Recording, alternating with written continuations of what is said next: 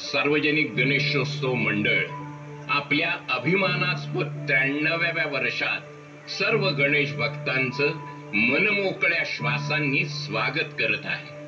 कारण यंदाचा आपला विषयही या श्वासांचा आहे, त्यांच्या अस्तित्वाचा आहे.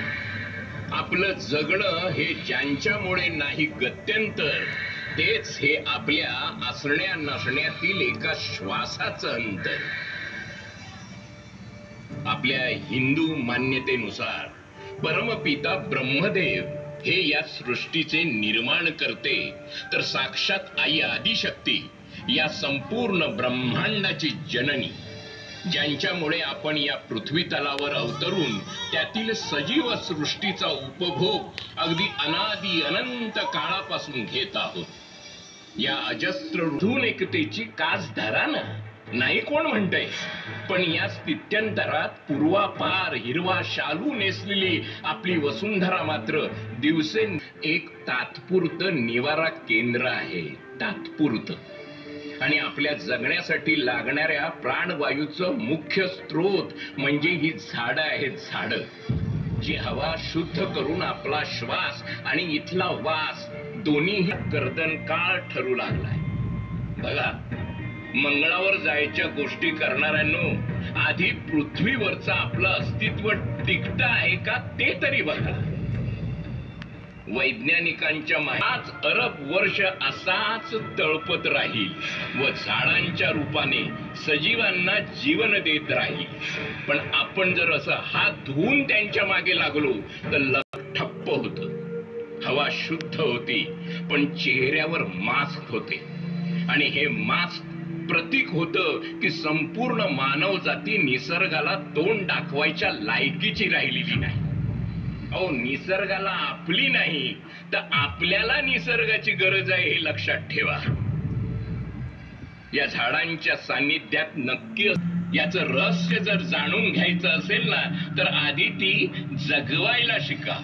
त्यासाठी इतकं मोठं नाही बनता आलं तरी चालेल, पण खारुताई तरी नक्कीच बनू शकतो ना. ती माहिती आहे ना. सण करतो. एका सिलेंडरची किंमत कमीत कमी 500 रुपये जरी धरली तरी दिवसाला 1500 रुपये, म्हणजे वर्षाला तब्बल माणसाचं सर्व आयुष्य हे असंच श्वासात मोजलं तोललं जात. तो जन्माला आला की पहिला श्वास घेतो आणि मरतानाही पहिला श्वास लागायच्या आत जागेवा. नाहीतर तो दिवस दूर नाही जेव्हा गर्द झाडांच्या सावलीत भरणारी शाळा मग त्यांच्याच छाटलेल्या बुंध्यावर भरवावी लागेल.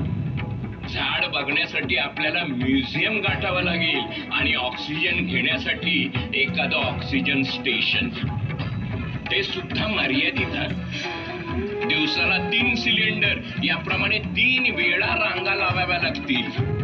या धरतीवरचं आपलं अस्तित्व टिकवण्यासाठी सर्वत्र अराजकता माजेल आणि लाकडाविनाच मृताची चिताही सजेल.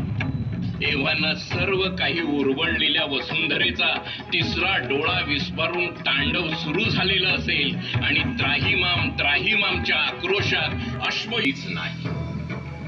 पण महाभस्म युगाकडे वेगाने पुढे सरकणारा आपला प्रवास जर खंडित करायचा असेल तर मात्र झाडांशिवाय पर्याय नाही.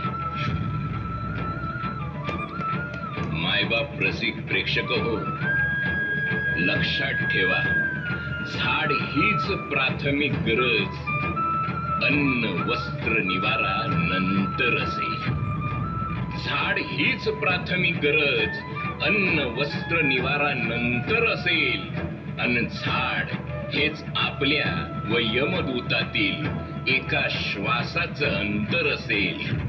हो हो, फक्त एका श्वासाचं अंतर असेल. एका श्वासाचं अंतर असेल.